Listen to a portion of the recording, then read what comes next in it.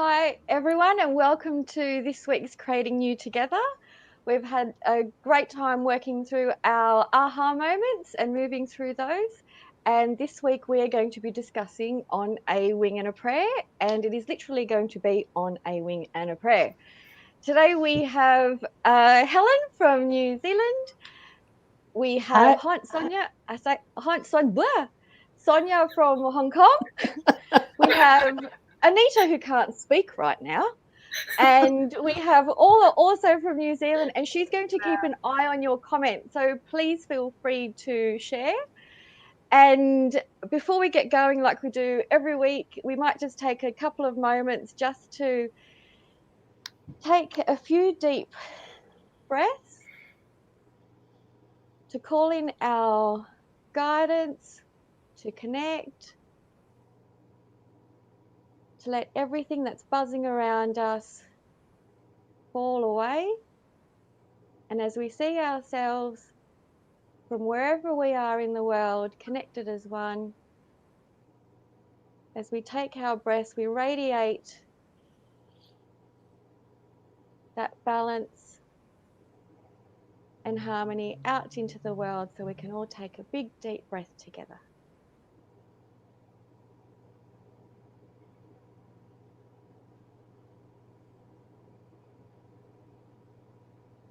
Everyone good? So let the honoring and a prayer begin. We have Helen, who is absolutely accustomed to honoring and a prayer. We also have Sonia, who's looked up the definition of what it says in Google Land, of what it says about. Yes, so on internet, I Google the definition of the wing and a prayer is very slight chance to succeed. So what is actually on a wing and a prayer spiritually, like the true essence, Helen? The true essence is being willing to follow your guidance without the need for an outcome, without a route laid out for you, without knowing what's going to happen on the journey. And I guess the first time that I connected to On a Wing and a Prayer was when John came through and told me that I was going to be a channel for him, and he was going to speak through me into the world. And I said yes. I had no idea what he was going to say. I had no idea where it was going to take me. So I suppose that was the toughest wing in a prayer and the most enjoyable. I'll leave it to everybody else to decide whether there was very little chance of success. Well, just listening to that, I feel that actually the internet definition and the spiritual definition is like on the other side. It's like a 180-degree difference. I don't know what other people feel. So how does everyone out there feel? Have you done something or connected with something where you've said yes without having a clue whether it was going to work out or not, but you felt what was the circumstances and how did you say yes? What was it about saying yes that you did that? That's a good question. Be interesting to see how people have experienced that, because it can be exhilarating and it can be frightening at the same time. Yes. Also, that's also one of the questions. Is like when you say yes, how do you overcome the fear? Because sometimes when you say yes and wing a prayer, and then your logic kicks in, and you're like, "Oh my God, what have I just said?" So that's. I think it was easy for me because the first time it happened, I had no idea what was happening. When somebody told me what had happened, I said, well, that's it. I'm not doing it again. So I was teaching a meditation group a week later, started to guide the meditation, and it did not go at all where I thought it was going. I did something completely the opposite of what I was going to do. And my voice changed. So I suppose it was easy for me to accept that I might just as well keep going because it was going to happen anyway. And for those of you that think that that means you lose your free will, no, because as I discovered later, it was a contract that I'd agreed to before I incarnated. So, but yeah, it's no matter the fear, it's being willing to take the first small step and then the next small step and then the next until you start to feel the confidence that comes from knowing that you're being guided because you see the signs and the coincidences. I was about to say, is that when the coincidences kick in? Because there are times where I felt I've gone completely out on a wing and a prayer, and what became of it was coincidence central. Things were coming out of nowhere that just blew me away. Is that part of being on a wing and a prayer? Are they the signposts, like coincidences? I don't think spirit ever says you're doing a good job, go for it. Well, at least that's not been my experience. But I'm convinced, because it's happened so many times, that you step forward and you will get an affirmation that that's the correct path for what you've been asked to do, because you'll meet somebody or something will occur that opens the door even more. Yeah. And it's not about whether we're doing a good job, it's about whether we're doing the job. That's the difference. Cool. So we had a question pop up before from... Is there any comments so far? No, there's no comments yet, so I'm still waiting to hear your experiences. But what I did want to ask was, how is going on a wing and a prayer the same as surrendering in a way? Is it like surrendering to your guidance or surrendering to who you are, or are they different? Are they different things? It's the same and it's not. How about that, to make it easy? It's the same and it's not. It is surrender. It's not surrender. Let me tell you what for me it is. It's surrender to a divine plan, a path, and a purpose. Right. And I don't believe my soul sees it all. I believe my soul is part of the signpost for me to follow. But it comes from the higher self. The higher self knows it. And so for me, it's about being willing to say, of myself, I do nothing. I'm just going to allow the energy to operate through me into the world and see where it takes me. And sometimes you can be on a wing and a prayer and feel as though you've certainly taken a wrong direction, and then suddenly it switches. And what I've found in those situations is I start to second guess. So the moment I start to second guess, the energy slows down. Okay, yeah. Right? The moment I start to think, oh, but should I have, would it have been better if, the energy slows, I don't see the coincidences, I don't see the flow. When I stop and say, look, I'm here, let's see where it goes, it all opens up again. So it's really important that if you're willing to do on a wing and a prayer, you let go of the need to control. And the first workshop I taught in Sydney, where I met Anita, was called On a Wing and a Prayer. And I asked, what was it about? And I was told, on a wing and a prayer. And I said, how do I advertise it? What do I say to people? On a wing and a prayer. So I advertised a workshop in Sydney that was called a one-day workshop on a wing and a prayer, about which Helen has no idea, because John has said it's called On a Wing and a Prayer. That's good. And people signed up. I didn't expect anybody to sign up. People signed up. I thought they were nuts. And I signed up specifically for that reason, because I was on a bit of a wing and a prayer just before that, and then that was my next piece. And the fact that don't know what it's about, a friend said, there's a workshop, it's on a wing and a prayer, don't know what it's about, sign me up. Because you were following your signs. Yeah. And so they all connect. And even the morning of the workshop, I had no idea. She didn't. At all. She didn't. I can didn't. confirm that. So, sorry, Anita, I have a little comment here from Amanda. Now, so is this on a wing and a prayer?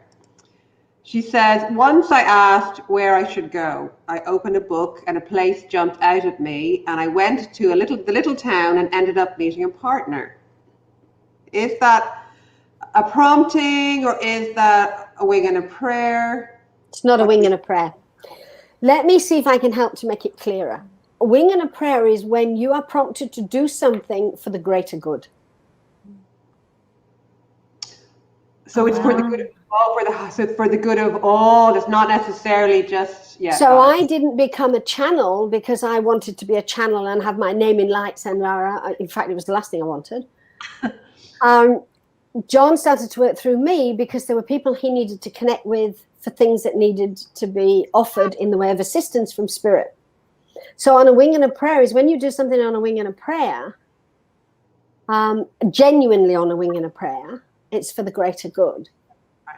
This is an example I used earlier. If you've only got $2 worth of petrol in your car and you've got to get home and it's probably going to take $10 worth of petrol and you drive, you're on a wing and a prayer because there's a Google definition of little chance of success.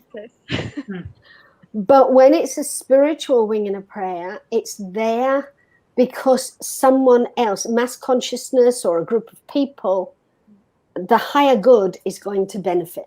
So I would say that what happened for Amanda was that was part of her soul plan for herself, out of which might have come some good for others, but it wasn't a direct outcome for the group versus the individual, if I can put it that way. Wow. Yeah. Wow. So actually brings to my questions about the so is it like a following intuition is part of the wing and a prayer but not the same? No. That's all of it's to do with intuition. If you're not open to your intuition, you're not going to hear. You can follow your intuition like Amanda did for her path and her purpose and her journey. When it's on a wing and a prayer, you can't not do it. Aha moment. Yes. Yep.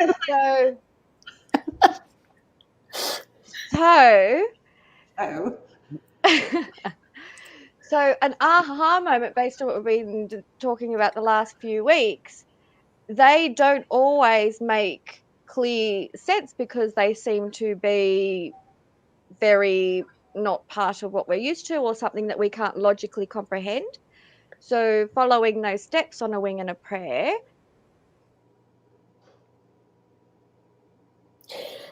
All right, let's see if we can put it into context. You will be prompted, with a wing and a prayer, you'll be prompted to do something. And 9 times out of 10, it's not my department. Yeah. That's somebody else's. I can't do that. I'm not trained. I don't know. You're prompted to do something. If you choose to step forward, you will start to have a series of aha moments that make it absolutely obvious that that's the only thing you can do. Yeah. So you don't start with the aha. The wing and a prayer leads to the aha. Right. Which then leads to a bigger wing and a prayer, because once you've done the first, they think, oh, well, that's worked. So what can we get her to do next? Yeah, the train's left the station and you're on it. And I think we all have an aha moment. Yeah. So what's everyone else feeling? Have you had situations where you felt the same, or what was your experience? We'd love to hear, and especially if it's something we haven't talked about so far, please share and we'll hear about it. So any comments so far? No, just Amanda said that she sees the distinction, and thank you. I was going to say, is it like, as an example, you think you're going to do something during the day, you're prompted to do something that you absolutely don't want to do. That's and you follow that. That is So what's that? That's not a wing and a prayer. That's your prompting. That's your soul saying, hang on a minute, before you do that, you need to do this. Okay. Yeah. Wing and a prayer situations aren't something that happen every day or every week. You might have one in a lifetime. You might never have one.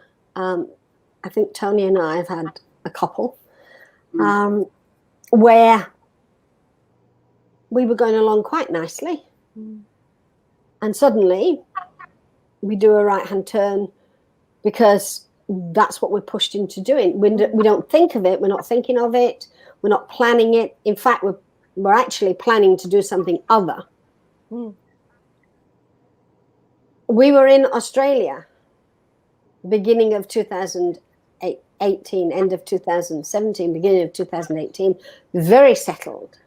And then we were told we had to go to New Zealand. In light of what's happening with COVID-19 in Australia, I'm very thankful that we were sent to New Zealand. But you see, COVID is a wing and a prayer. Yeah, I was about to say, during this period, there's a lot of unsettled, or things have changed. So if someone is feeling that they're really drawn to do something, they've got maybe something they've wanted to do their whole lives, but they didn't have the opportunity to, is this an opportunity where people are going to be able to pursue that on a wing and a prayer? Change You've careers? got to, you see, what you're doing, Anita, is you're trying to put it into logic. No logic with wing and a prayer. What it is, COVID itself is a wing and a prayer.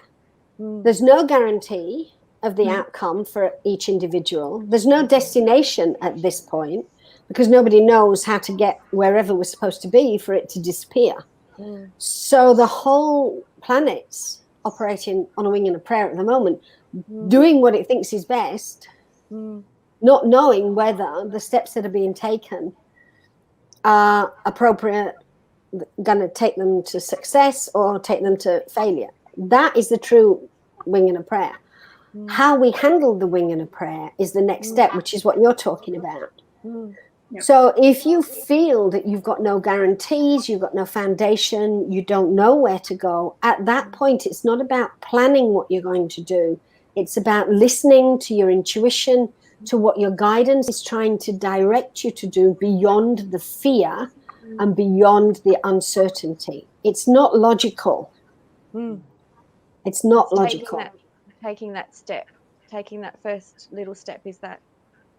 Yeah. And then once you take the first step that you feel, perhaps I'll do this, there'll be another step and another step. And gradually you'll start to feel more confident of yourself in the situation, not the outcome of COVID-19, if that makes sense.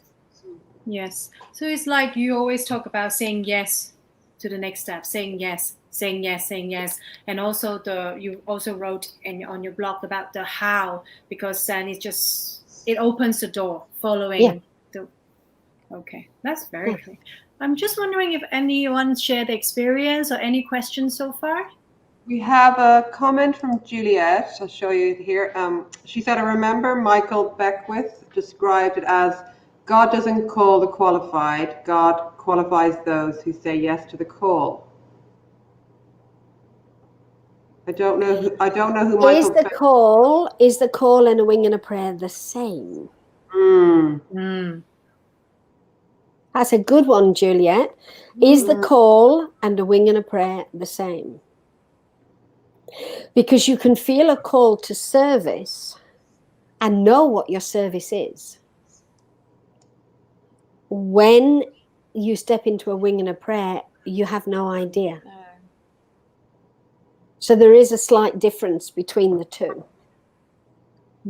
So is that that reminds me actually just one saying that man plans and God laughs. Yes. So, yes, it's because that really reminds me that is the one wing and prayer. You really don't know where you're going.